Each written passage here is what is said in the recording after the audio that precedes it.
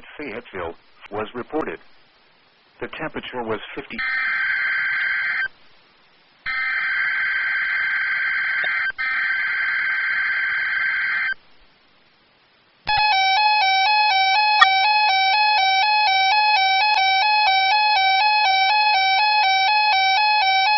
The National Weather Service has issued Severe Thunderstorm Watch No. 157, effective until 9 p.m.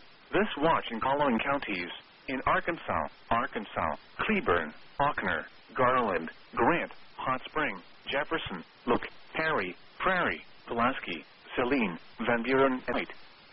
Remember, a severe thunderstorm watch are favorable for the development of severe weather, including large and damaging winds in and close to the watch area.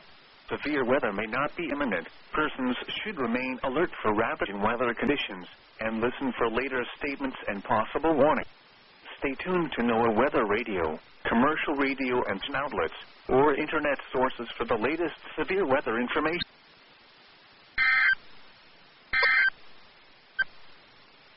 This is